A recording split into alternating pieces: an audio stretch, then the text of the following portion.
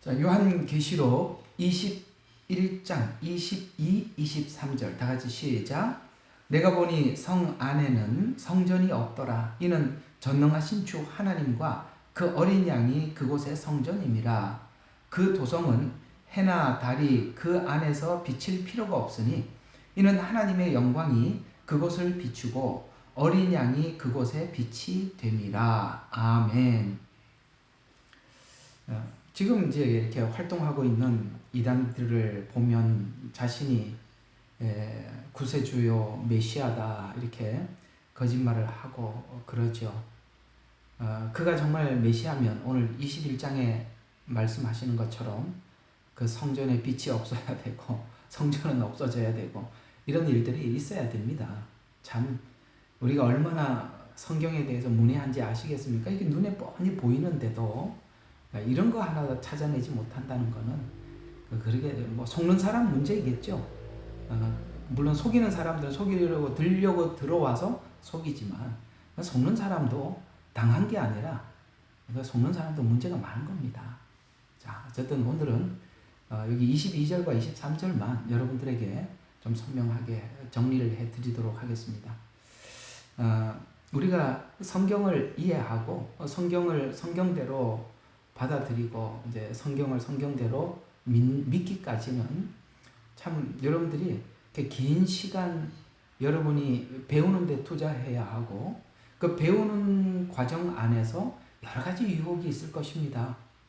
여기서도 조금 더 배우고 싶고 저기 가서도 조금 더 듣고 싶고 이런 유혹이 있겠죠. 그러나 그렇게 많은 것을 듣는다고 해서 여러분 머릿속에 이렇게 정리가 되는 것은 아닙니다. 여기저기서 많이 들으면 훨씬 더 복잡해집니다. 훨씬 더 복잡해집니다.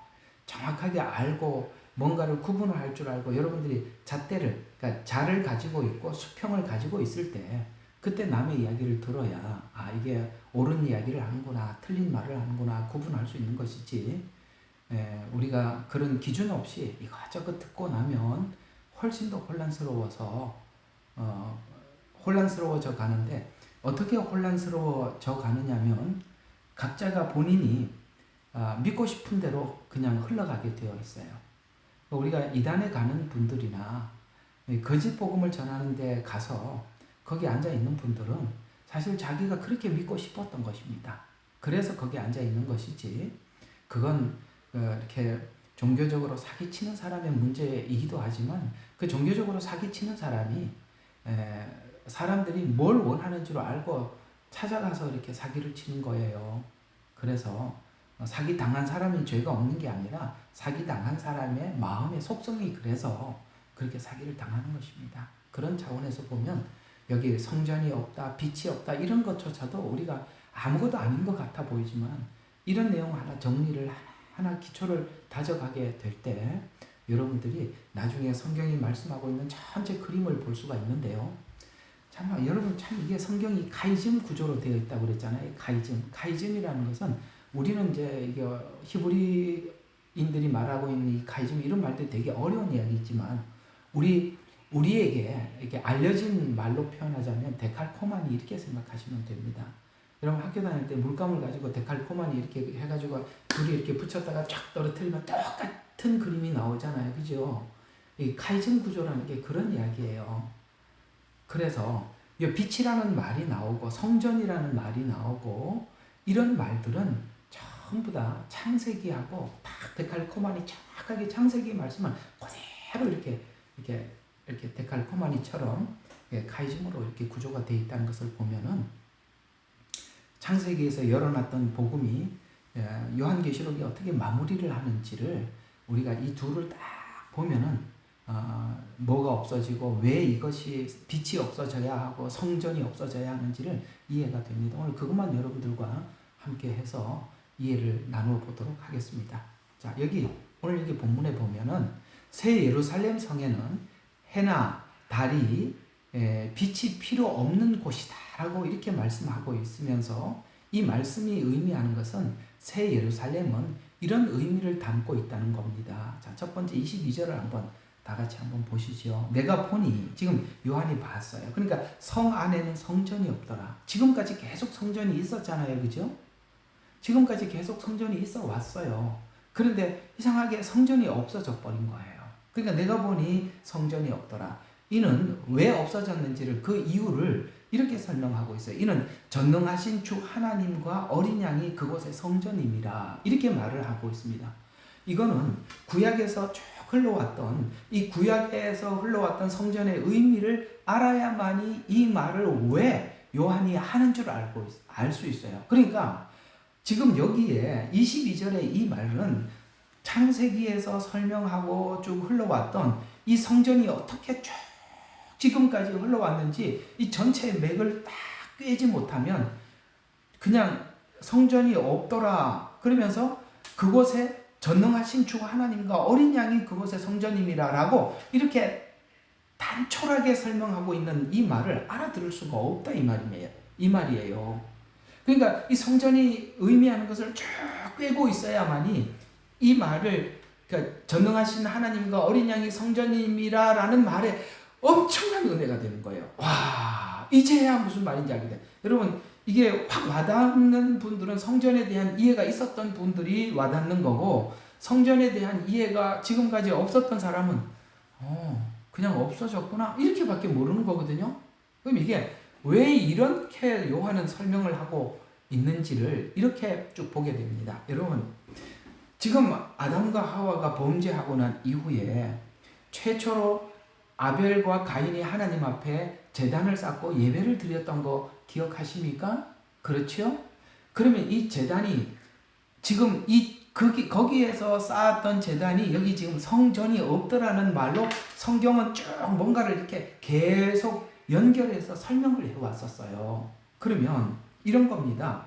하나님께서 지금 그 제단을 통해서 아벨과 가인을 만나 주셨던 장소잖아요. 그죠? 제단은 하나님께서 만나 주신 만남의 장소예요. 다른 데서 하나님을 만날 수가 없었어요. 옛날에는 제단을 쌓고 거기서 예배를 할 때 하나님께서 오셔서 임재해 주셔서 만나 주셨어요. 그러니까 벌써 이 제단은 뭐부터 만남의 장소다라는 것을 우리가 알 수 있습니다. 알 수 있습니다. 지금도 여러분 옛날에 제가 한국에 있을 때는 경부고속도로에 서울에 들어가기 전에 만남의 장소 맞나? 그런 게 지금도 있나요? 경부고속도로에? 여기 다 외국에 사시는 분들인가?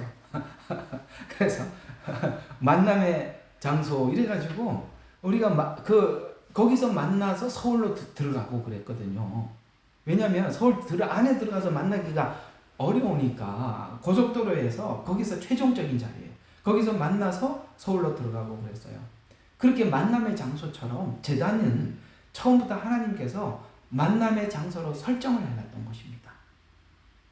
그래서 처음에는 그것이 제단으로 하나님께서 만나 주셨다가 근데 여기 이제 창세기에서 보면은 제단에서 하나님이 만나 주실 때 제단을 쌓을 때 다듬지 않은 돌로 제단을 쌓아라. 이렇게 혹시 읽어보신 적 있으시죠? 이 다듬지 말라는 말은 무슨 말이냐면 하나님을 만날 때 우리가 인위적으로 이렇게 우리 방식대로 뭔가를 구상을 하지 말라는 거예요. 하나님이 이렇게 나오라라고 하면 그대로 나가면 돼요. 여러분, 주님은 어떤 사람 만나 주시기를 좋아하시느냐면 죄인을 만나 주시기를 좋아해요. 그런데 우리가 주님을 만나러 갈 때 죄 있는 모습 그대로 가야 하나님을 만나 주시는데 주님을 만나기 위해서 뭔가를 다듬고 내가 뭐 의로운 척하고 뭔가를 위장하고 이렇게 갖추고 이렇게 오지 말라는 거예요. 있는 모습 그대로 나오라는 거예요. 그래서 다듬지 않는 돌이라는 말은 그런 의미를 가지고 있는 것입니다. 이해가 가시죠? 예수님이 이 땅에 오셨을 때 다듬었던 바리새인들은 만나주지 않고 죄인들을 만나주셨던 것처럼 있는 모습 그대로 하나님 앞에 가면 주님이 만나주신다. 이런 의미가 다듬지 않는 돌로 제단을 쌓아라 라는 뜻입니다. 하나 이렇게 참고 삼아 알아두시면 좋겠죠? 그래서 처음에는 제단을 통해서 만나주셨다가 그것이 이제는 조금 더 구체화되죠. 성막을 통해서 짐승을 잡아서 번제단에 태우고, 우리 아까 낮에 설명한 것처럼 그 다음에 번제단에서 태우고, 그 다음에 물두멍에 손을 씻고, 그 다음에 성소에 들어가고, 그 다음에 지성소에 들어가고. 이제는 조금 더 복음이 구체적으로 그것이 그냥 옛날에는 제단에서 그냥 만나 주시다가 이제는 조금 더 복음을 설명하기 위해서 조금 더 확장하고 구체적으로 설명해 들어가는 것이 성막인데, 성막은 문제가 뭐냐면 고정을 할 수 없다는 거예요. 그러니까 광야 생활을 하다 보니까 고정을 할 수가 없어서 이동을 계속 해야만 했었어요. 그래서 이동형 성막이 그 다음 제단 다음으로 발전했다가, 이것도 역시 뭐가 그랬어요. 제단을 짓고 하나님께서 모세에게 제단을 이렇게 지어라 라고 말씀하시고 제일 마지막에 이런 말을 하고 끝이 나요. 거기서 나와 만나고, 이렇게 말을 했어요. 자, 그러면 한번 봅시다. 제단도 하나님이 만나주는 장소였고, 그 다음에 성막도 똑같은 의미로 뭐라고 그랬어요? 다 요렇게 짓고 요렇게 해야만이 거기서 내가 너와 만나겠다 라고 말씀을 하셨죠. 그래서 하나님이 임재의 상징으로 낮에는 구름 기둥, 밤에는 불 기둥이 임재하여서 하나님이 임재하고 있음을 사람들의 눈으로 보게 만들었던 것이 바로 이동형 성막이죠. 그런데 이제 솔로몬 시대에 들어와서 가나안에 정착을 했잖아요. 근데 이걸 이제 광야가 아니니까 메고 다닐 필요가 없죠. 그러니까 이제 성전을 짓습니다. 이게 솔로몬 성전입니다. 그래서 솔로몬 성전을 지었고 거기에 하나님이 임재하셨습니다. 그런데 이 성전을 예수님께서 오셔서 뭐라고 말씀하셨어요? 성전을 헐어라. 내가 3일 만에 지으리라. 이렇게 말씀을 하셔서 지난날에는 제한적인 어떤 지역, 제단, 성막, 성전 이렇게 하나님께서 거기서 와야 만났던 그 하나님이 예수님 십자가에 죽으시고 성령님께서 우리 마음속에 옴으로 인해서 이제는 어디 가서 만나는 게 아니라 항상 우리와 함께 하시는 임마누엘이 시작되었다는 거예요. 임마누엘은 성령의 내주와 관련된 이야기예요.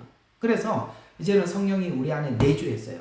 근데 우리가 이제 내주해서 예수님께서 재림하실 때 귀 있는 자는 들을지어다라고 말씀하셨는데, 그 귀는 누가 그 귀를 가지고 있느냐? 성령이 안에 있는 사람만이 예수님의 재림 소리를 듣는 거예요.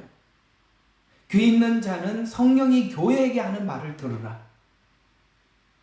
그래서 성령이 내주하는 자들은 하나님의 음성을 듣는다. 그게 이제 성령이 내주하시는 것입니다. 그래서 우리는 이제 이 성령께서 예수님께서 오셨을 때 성령님이 오심의 소식을 듣고 우리가 주님과 함께 어디로 들어가죠? 오늘 여기 요한계시록 끝이 뭘로 끝이 나죠? 성전으로 들어가는 것. 이게 새 예루살렘입니다. 자, 그러면 쭉 정리를 해보면 제단이라는 것은 하나님 그 지정, 정한 곳, 성막도 지정한 곳, 그렇죠? 성전도 지정한 곳이었다가 이제는 이 시대는 성전이 아니라 주님께서 우리에게 성전이 되셔서 우리 마음 가운데 오셔서 이제는 우리가 성전이 되었어요. 그래서 성전된 우리가 이제는 새 예루살렘의 주인공이 되어서 이제 성전은 하나님이 임재하는 곳인데 이제는 성전이 왜 필요 없죠? 여기 22절에 성 안에 성전이 없더라. 왜 없죠? 그럴 필요가 없죠. 이제 얼굴과 얼굴을 대하여 마주보고 있는데 그런 어떤 매체, 만나기 위한 장소가 필요가 없다는 게, 만남의 장소가 필요 없다 이 말이에요. 됐죠? 그래서 성전이 없더라라는 말을 우리에게 하고 있는 것입니다. 그래서 지난날에는 하나님께서 하나님의 영광을 드러내기 위해서는 제단이나 성전과 같은 어떤 매체를 통해서 하나님의 말씀을 전달하고 하나님의 임재를 우리가 경험하게 되었지만, 이제는 천국의 새 예루살렘에 들어감으로써 예수님께서 직접 통치하고 함께 하심으로 인해서 임재, 그야말로 하나님의 영광이 비치기 때문에 빛이 필요 없게 되었다. 이런 이야기가 되는 것입니다. 그래서 앞에 제단과 성전은 새 예루살렘의 임재를 위한 것입니다. 이해가 가시죠? 이제 왜 이게 필요가 없어요? 예수님 자신이 빛이니까. 예수님 자신이 임재하는데 무슨 그게 필요가 있겠어요? 이게 다 필요가 없는 거죠.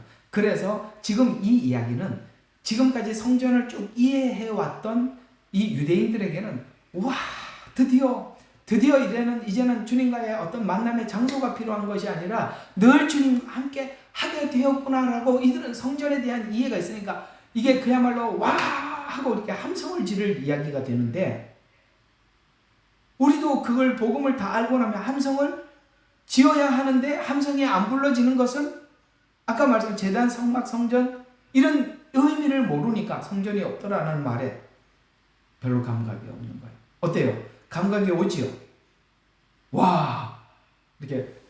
이렇게 해야 되는 거예요. 없어졌다. 왜요? 하나님과 어린 양이 그곳의 성전입니다. 22절 충분히 설명이 되셨죠? 자, 그리고 빛이 없대요. 자, 이건 도대체 무슨 말이냐? 그 도성은 해나 달이 그 안에서 비칠 필요가 없으니 이는 하나님의 영광이 그곳을 비추고 어린 양이 그곳에 빛이 됩니다. 영광이, 그 다음에 어린 양이 빛이 되었더라, 이렇게 말씀하고 있습니다. 자, 그러면 이게 무슨 의미예요? 요거는 조금 정신 바짝 차리고 들으셔야 돼요. 앞에 거는 쉽게 이해할 수 있지만 요거는 조금 정신 차리고 좀 들어야 되는 것은 뭐냐면은, 지금까지 이 빛은 상징적인 의미를 가지고 쭉 성경은 설명해 왔었거든요. 성전에 예를 들어 이해하고 접근하면, 그러니까 빛이 필요 없다는 말을 이렇게 이해해서 들어가야 하는데, 구약에는 성전과 율법을 통해 죄를 빛으로 드러내는, 신약에서는 예수님께서 직접 오셔서 말씀의 빛을 증거했어요. 그러니까 구약에서는 하나님의 말씀을 성전에, 그러니까 자, 우리 한번 봐요. 이제 지금 우리가 성막을 하면서 성소를 이제 조금 있으면 공부하게 될 거예요. 성소를 공부하게 되는데, 자, 성소 안에 가면 세 개가 있어요. 뭐가 있습니까? 분향단이 있죠. 떡상이 있지요. 또 하나는 뭐가 있어요? 7. 여러분 그 메노라라고 하는 촛대가 있어요. 근데 이 7개의 그러니까 촛대가 7개거든요. 이 7 촛대는 앞에 요한계시록에 말씀하였던 7 교회를 의미하는 거예요. 근데 자, 우리 한번 지금까지 배운 게 있으니까 상상을 해봅시다. 자, 여기 성막에 있는 모든 널판은 금으로 쌌다고 했어요. 그렇죠. 근데 성소 안에 7 촛대가 빛을 비추면 이 금이 빛이 나서 이 성소가 환하겠죠. 근데 지성소는 어떻죠? 완전히 커튼으로 가려져서 이곳은 빛이 없죠. 상상을 해보세요. 거기 빛이 하나도 없어요. 완전히 캄캄해요. 근데 성소는 완전히 환해요. 촛대 때문에 환하기도 하지만 그 촛대가 금을 비치기 때문에 그 금빛으로 인해서 촛대가 그 성소 안이 환한 거거든요. 자, 이런 것처럼 하나님께서는 이 빛을 구약에서부터 어떻게 설명을 해왔냐면은, 하나님이 하나님의 메시지를 전달하는, 율법을 전달하고 예수님께서 이 땅에 오셔서 빛이 되셔서 빛을 비춰주심으로 인해서, 자 보세요. 예수님께서는 요한복음에서는 빛이 세상에 왔다고 말씀하고 있어요. 근데 빛이 세상에 왜 왔냐면은 세상이 어둡기 때문에 빛으로 오신 거거든요. 근데 어두운 곳에 빛을 비춰야만이 무슨 일이 일어나느냐면, 그 빛을 비춰줘야만이 지금 우리 현재 상황을 알 수 있어요. 현재 상태를. 왜냐하면 우리는 어두운 상태에서 있었기 때문에 우리가 하나님 앞에 어떤 상태에 있는지 아무도 몰랐어요. 근데 예수님이 와서 말씀을 전파하자 드디어 우리가 어떤 형편에 있는지 빛이 확 비춰졌었어요.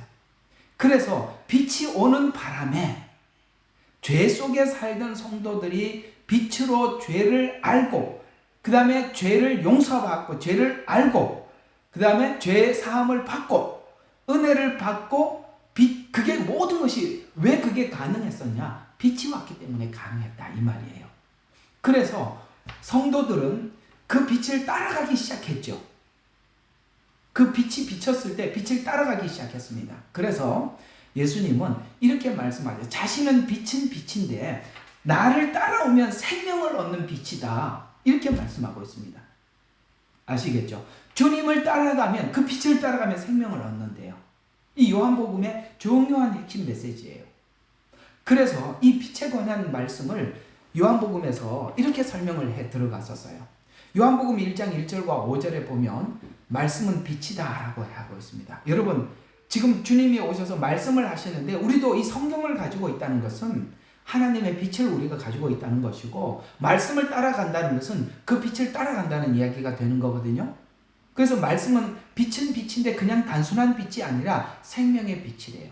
그래서 빛인 말씀은 말씀 안에 생명이 있는데, 빛이 사실은 이 땅에 왔지만 어둠이 깨닫지 못했어요. 그러나 하나님께서 우리에게 그 빛을 비춰주는 바람에 그 빛이 우리 속에 들어와서 요한복음 1장 9절에 이렇게 얘기하고 있어요. 빛, 참빛, 세상에 들어와서 각 사람에게 비추기 시작하였다. 그래서 빛을 따라간 자들은 드디어 어둠에서 벗어나기 시작했고, 그 어둠에서 벗어난 사람들을 요한복음 8장 12절에, 요한복음은 빛에 관한 이야기를 계속하고 있어요. 그래서 8장 12절에 가서는 나는 세상의 빛이니 나를 따르는 자는 어둠에 다니지 아니하리라 라고 말씀하셔서, 그래서 빛을 믿는 자들에게는, 그 믿는 자들에게 그 빛이 비추어서 어둠에서 벗어나 빛을 따라가, 본문이 말씀하고 있는 오늘 여기에 어디 왔어요? 그 빛의 자리에 도착했다 이 말이에요. 그러면 그 빛이 뭐죠? 말씀이에요. 그러니까 여러분들이 말씀대로 따라가면 어디에 도착해요? 여기 성전에 도착하는 거예요. 여기서 중요한 것은 말씀대로 따라가야 여기 도착한다는 거예요. 그게 이제 여기에 도착하지 못하도록 여러 가지 거짓된 정보, 거짓된 복음들을 사람들에게 막 함부로 이렇게 해서 사람들이 이게 뭐가 진짜 빛의 말씀인지 그걸 분석하지 못하도록 지금은 세상은 엄청나게 이런 작업들을 많이 해두었다는 거 우리 알고 있지요. 우리가 정말 우리가 하나님의 말씀의 안내를 받으려면 정말 말씀을 하고 있는 말씀 그대로 믿어야 돼요. 그 말씀 그대로 믿는 모든 사람들은 하나님께서 우리 마음이 하나님 앞에 정말 정직해야 돼요. 저는 하나님께서 이 시편에 그렇게 말씀하고 있어요. 하나님은 하나님 앞에 애통하는 자, 마음이 정직한 자에게 하나님의 은혜를 주시는 거예요. 우리가 거짓된 복음을 듣고 사람들이 따라가는 이유도 그 마음이 정직하지 못하기 때문에 따라가는 거예요. 여러분 그거요 틀림없습니다.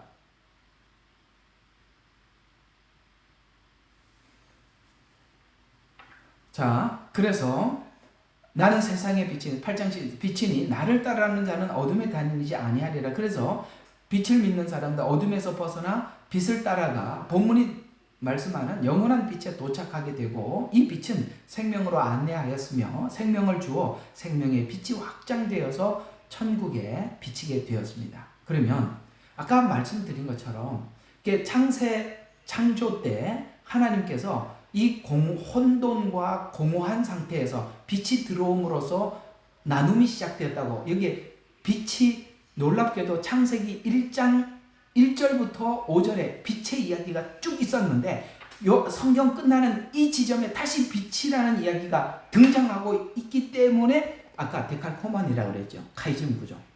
그러면 이 빛이 창세기 가장 앞에 어떻게 설명하는지 한번 힌트를 봅시다. 창세기 1장 1절에서 5절까지. 자, 보면 이렇게 나와 있습니다. 자, 태초에 하나님께서 하늘과 땅을 창조하셨습니까? 하늘과 땅만 창조했어요. 근데 이게 하늘과 땅만 창조해 놓다 보니까 빛이 없으니까 엄청나게 막 공허해요. 그러니까 2절이 땅에 형체가 없어요. 왜 이렇게 됐죠? 빛이 없으니까. 그래서 땅은 형체가 없고 공허하며 어두움이 깊음의 표면에 있습니다. 여기 어둠이 나오죠. 어둠이니까 굉장히 공허해요. 뭔가 이렇게 구분이 안 돼 있다 이 말이에요. 어두운 깊은 표면에 있으며 하나님의 영은 물들의 표면에 거니시네. 이게 하나님의 영은 성령입니다. 삼위일체가 여기서부터 등장하는 겁니다. 그리고 하나님께서 말씀하시기를, 자 보세요. 이 모든 것을 정리하려면 뭐가 들어와야 되냐면 빛이 들어와요. 그래서 빛이 있으라 이걸 먼저 한 거예요. 하늘과 땅을 만들어 놓고 나누려고 하니까 빛이 와야만이 나눠진다 이 말이에요. 그래서 3절에 하나님이 말씀하시기를 빛이 있으라 하시니 빛이 있더라. 하나님께서 그 빛을 보시니 그것이 좋았더라. 하나님께서 그 빛을 어두움에서 나누시더라. 하나님께서 그 빛을 낮이라 부르시고 어두움을 밤이라 부르시니 저녁과 아침이 되니 첫째 날이라. 그리고 그 다음에 6절부터 창공의 물들을 나누게 하리라. 그 다음에 창공 아래에 있는 물을 나누고 계속 그렇게 나누는 겁니다. 자, 언제부터 이게 나눔이 시작되었다고요? 빛이 들어와서. 주님이 이 땅에 오셔서, 예수님이 이 땅에 오신 이후부터 나눔이 시작되었어요. 나눔. 성경은 처음부터 빛이 들어와서 빛은 나누는 작업을 했다고 이렇게 이야기를 합니다. 자, 여러분 우리가 알고 있는 마태복음 10장 34절과 35절이 그 나눔에 관한 이야기입니다. 예수님이 이 땅에 왔더니 이런 일이 일어났대요. 자, 보세요. 내가 세상에 화평을 주러 온 줄로 생각하지 마라. 나는 화평을 주러 온 것이 아니다는 거예요. 맞죠? 예수님이 오셔서 여러분 예수님을 믿고 가정이 화평해졌습니까? 아니요. 나눔이 일어나고 다툼이 일어나고 불화가 일어나기 시작했어요. 왜요? 우리는 어둠 안에서 연합해 있었어요. 알고 보니까 빛이 착 들어와 보니까 죄 가운데 연합했던 거예요. 어둠 가운데 연합했던 거예요. 그러니까 빛 가운데 나왔던 우리들이 이 연합이 이렇게 거짓 연합이라는 것을 우리가 발견하게 된 거예요. 그래서 예수 믿고 난 이후에 그 영적인 싸움이 시작된 거란 말이에요. 그래서 이렇게 얘기하고 있어요. 내가 세상에 화평을 주러 온 줄 생각하지 마라. 화평을 주러 온 것이 아니라 칼을 주러 왔대요. 칼은 뭐합니까? 잘라서 나누는 거잖아요. 그래서 칼을 주러 왔노라. 내가 온 것은 사람이 그 아버지와 딸이 그 어머니와 며느리가 그 시어머니와 서로 대적하게 하려 함이라. 예수 밖에서 연합이 되어 있었는데 누군가가 빛을 보고 그 연합이 보니까 거짓 연합이에요. 가짜 연합이에요. 그래서 가정에 불화가 일어나기 시작한 겁니다.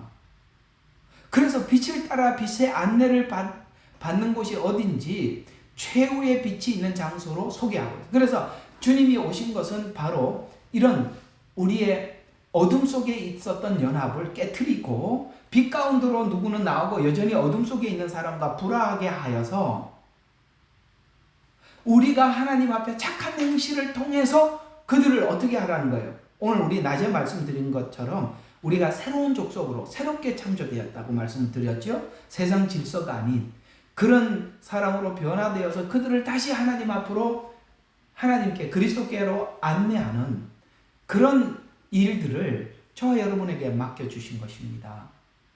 그래서 우리가 빛을 계속 따라가게 된다면 오늘 여기 계시록 22장 5절에 보면 다시는 밤이 없겠고 햇빛과 쓸데없으니 하나님께서 그들에게 빛이심이라 라고 말씀하시는 여기 있는 밤, 햇빛 이런 것들은 창세기에 창조되었던 아까 하나님께서 빛이 있으라 그 다음에 밤을 어둠이라 이렇게 아까 읽었죠? 이게 없어졌다는 거예요. 자, 이게 뭘 의미하느냐? 자, 이 예언이 조금 이따 밑에서 좀 설명을 하고 자, 이게 하나님께서 이사야를 통해서 이 시간이 오면 오늘 여기 요한계시록 21장, 22장에서 말씀하시는 새 예루살렘 이 날이 오면 이렇게 된대요.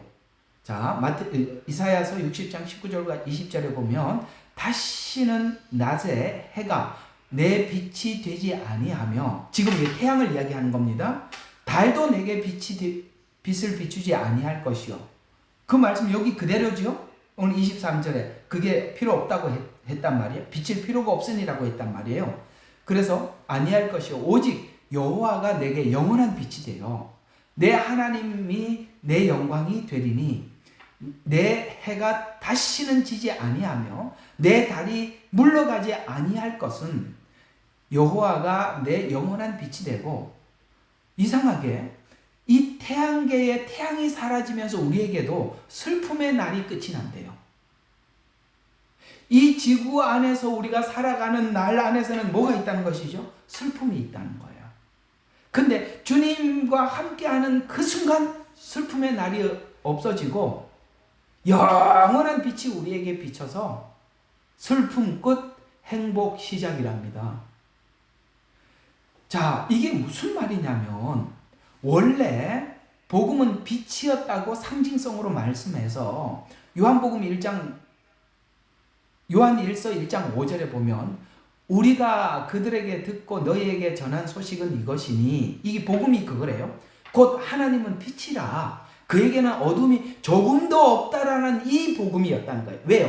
그 복음이 오늘 요한계시록 21장 금방 읽었던 22절에 23절에 해와 달이 비칠 필요가 없다는 이 말로 우리에게 원래 이 복음은 어디로 이끌고 갔어요? 영원한 빛으로 우리를 이끌고 간 복음이라고 요한1서 1장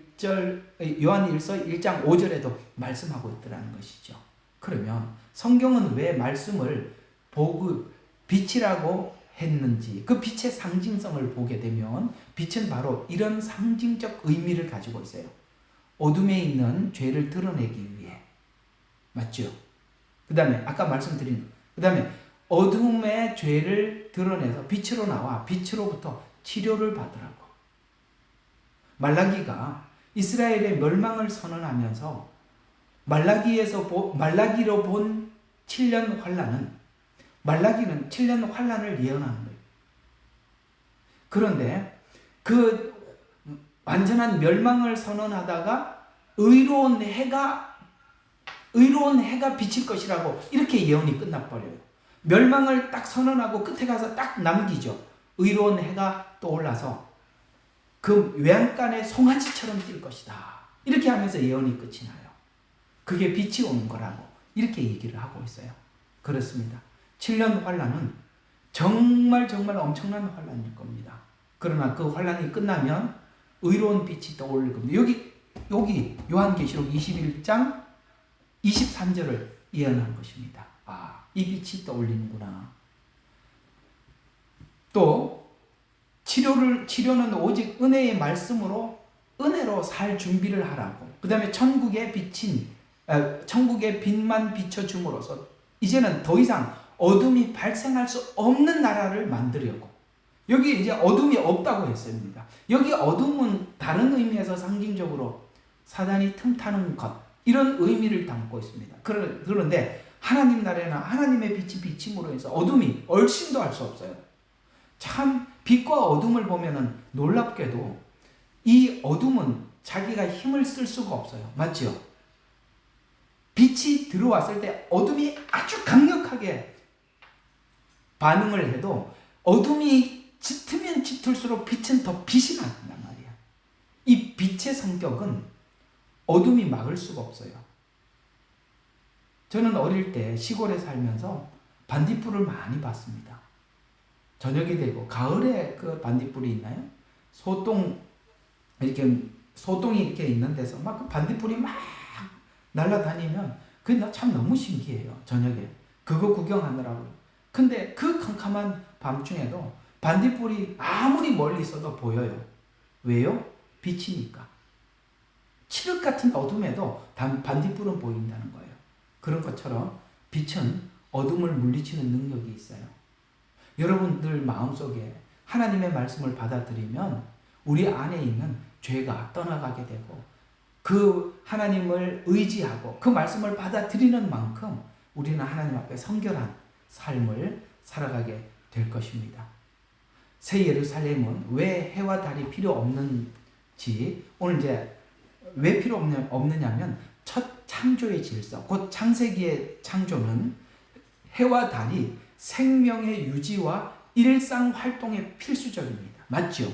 만약에 밤이 없거나 낮이 없으면 우리 인간이 한번 누가 그걸 시뮬레이션을 해서 한 걸 봤는데 사람이 밤이 없어진다든가 낮이 없어진다든가 이렇게 됐을 때 인류가 어떻게 될 것인가.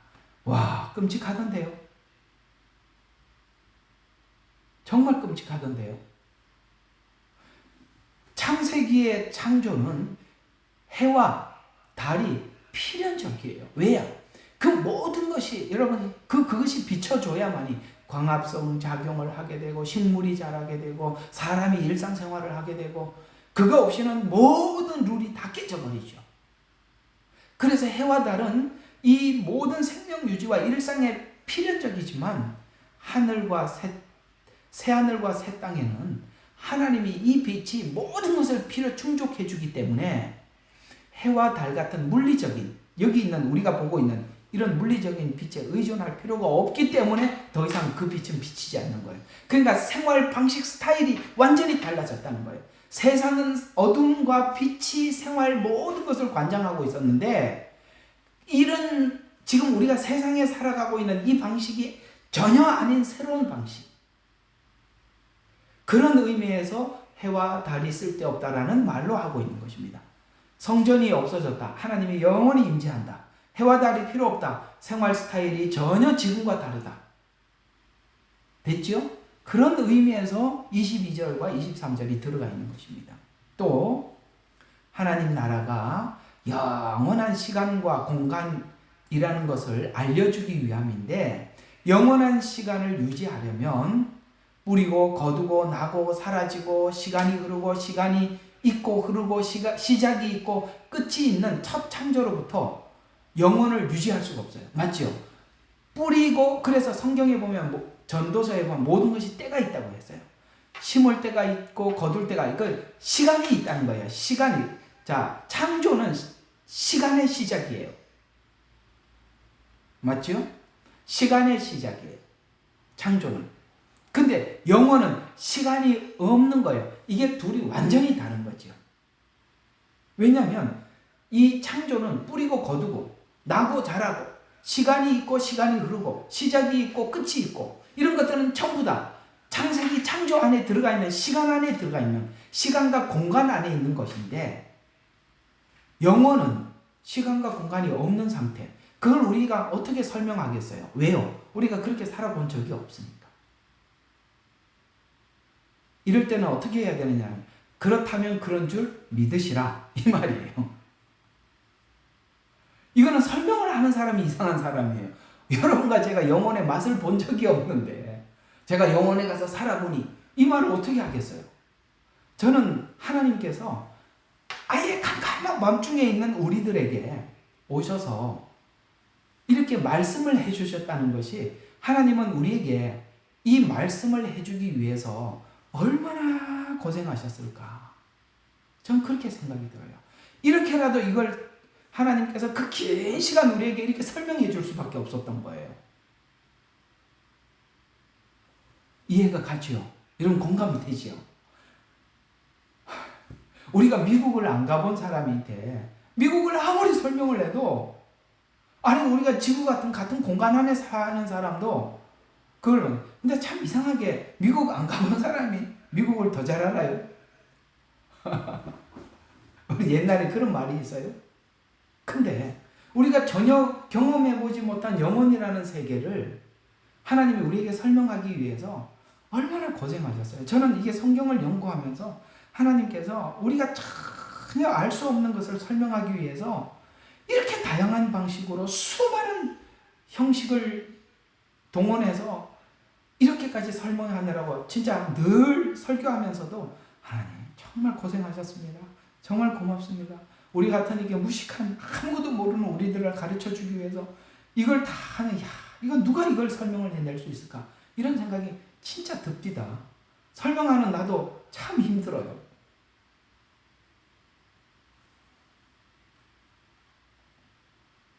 자, 여기까지만 하겠습니다. 여기까지만 하겠습니다. 나머지는 그죠? 똑같은 이야기들니까 다시 한번 정리를 하도록 하지요. 자, 성전이 필요 없다라는 말 이제는 딱 정리를 하셔야 됩니다. 이제 다 이해가 가신 줄로 믿습니다. 왜 성전이 필요가 없을까요? 하나님이 직접 임재했기 때문에. 성전은 지금까지 임재를 설명해 왔다. 또 빛이 필요 없다. 빛이 필요 없다는 것은 더 이상 어둠이 존재하지 않기 때문에. 또 빛이 필요 없다는 것은 세상은 빛과 어둠이 생활과 이 모든 것이 지구상에 있는 모든 것이 생태계가 유지하기 위한 필연적인 것인데 이런 나라는 지금 현존하고 있는 이런 나라가 아니라는 거예요. 그래서 이 지구를 갱신해서 천년 왕국을 그 다음에 새하늘과 새 땅 갱신이라고 말하고 있는 여호와 증인이 그래서 이단인 거예요. 무슨 갱신입니까? 전혀 다른데요. 이걸 하나님께서 지구를 고쳐서 쓰는 게 아니에요. 새 하늘, 새 땅이라고 말씀하고 있어요. 거기 가서 살 생각하니까 기분 좋죠? 너무 행복하지요? 와, 우리 그때 가서 진짜 정말 우리 잘 왔다고 우리 같이 막 정말 같이 얼싸안고 그럴 날이 있기를 기대합니다. 기도하고 마치겠습니다. 하나님, 오늘은 요한계시록 21장 22절과 23절을 통해서 성전 안에 하나님의 성 안에는 성전이 없다는 말, 왜냐하면 그 어린 양이 또 성전이 되기 때문이라고 말씀하신 말씀과 또 그 도성 안에 해나 달이 그 안에서 비칠 필요가 없으니 하나님의 영광이 그곳을 비추고 어린 양이 그곳에 빛이 된다고 말씀하신 이것이 무슨 뜻인지 저희들이 알게 되었습니다. 그렇습니다. 천년 왕국도 이런 왕국이라면 천국은 그 영원히 이어지는 놀라운 하나님의 나라입니다. 우리가 주님이 오실 그 나라를 생각할 때마다 우리가 어떻게 세상에서 살아야 할지 아버지 하나님, 우리가 세상에 살아가는 방법 우리가 결정하고 하나님이 기뻐하는 아들, 딸로 우리 모두 살아갈 수 있도록 축복하여 주시옵소서. 우리를 구원하신 예수 그리스도 이름으로 기도드렸습니다. 아멘.